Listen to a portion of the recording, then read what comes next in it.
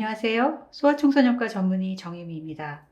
2025년 1월 8일에 한국신생아 네트워크 2024년 연차 보고서가 발표되었습니다. 그 이후 극소 저체중아 생존율 90% 돌파, 합병증도 개선이라는 제목의 기사가 참 많이 나왔죠. 네, 맞습니다. 소아청소년과 의사들 정말 피땀 흘려서 아기들을 살려내고 있습니다.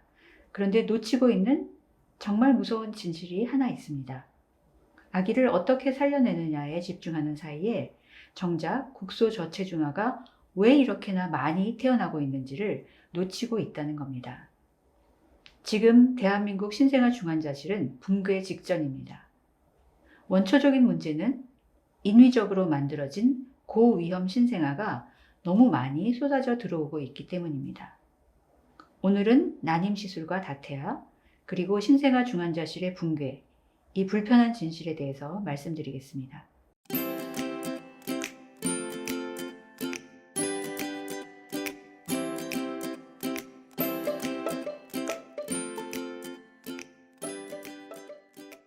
자, 이 그래프를 한번 보시죠. 대한민국 출산율 0.75명, 나라가 소멸한다고 난리죠.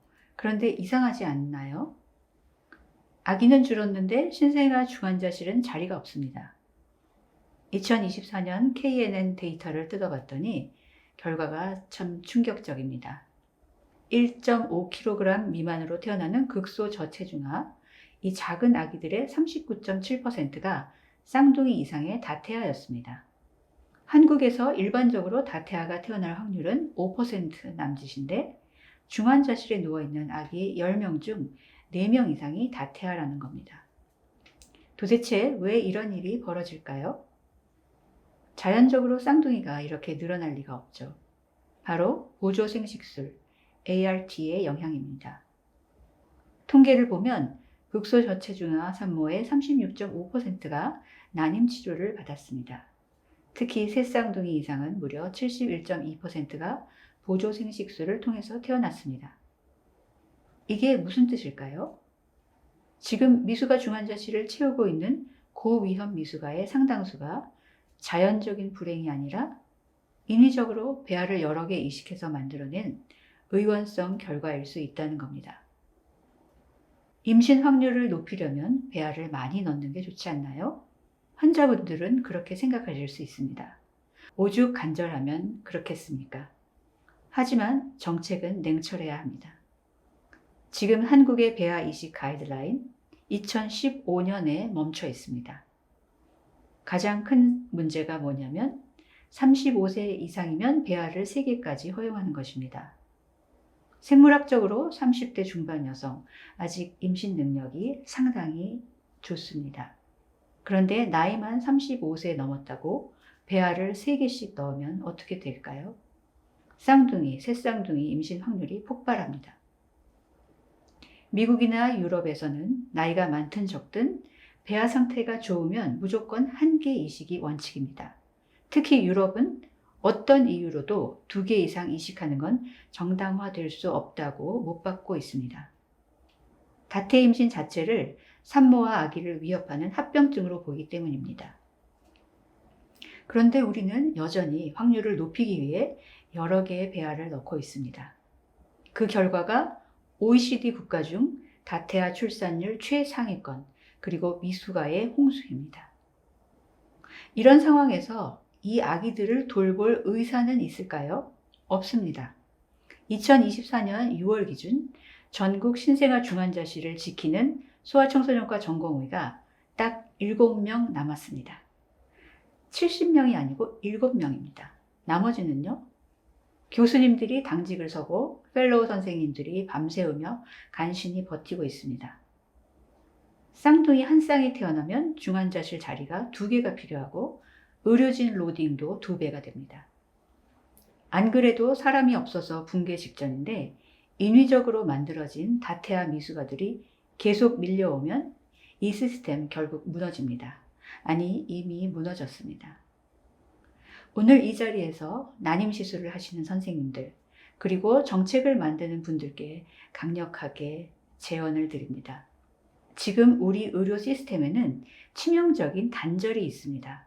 바로 난임 클리닉과 신생아 중환자실 사이에 소통이 단절되어 있다는 겁니다. 난임병원에서는 임신 테스트기에 두 줄이 뜨면 성공이라고 축하합니다. 아기집이 2개, 3개 보이면 새쌍둥이네요. 축하합니다. 라고 할 수도 있습니다. 거기까지가 그분들의 역할일까요? 그 성공의 뒷면은 어떤가요? 그 아기들이 32주에 1.5kg도 안 되는 몸으로 태어나서 뇌출혈로 경기를 일으키고 숨을 못 쉬어서 인공호흡기를 달고 또 몇 달을 사투를 벌이는 곳이 바로 여기 신생아 중환자실입니다. 이제는 피드백을 강화해야 합니다.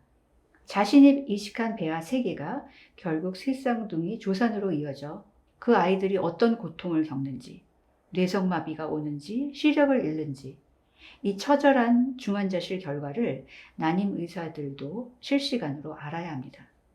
그래야 환자가 원하니까, 성공률 높여야 하니까 라며 배아 2-3개를 넣는 관행이 사라질 수 있습니다.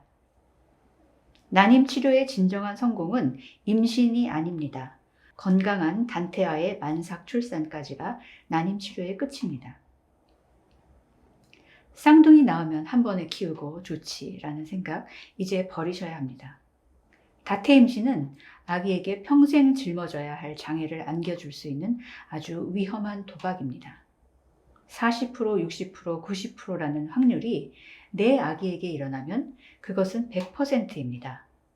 우리 가족이 30년, 60년, 100년 짊어지고 가야 할 현실이죠. 단일 배아 이식, 이제 선택이 아니라 필수가 되어야 합니다.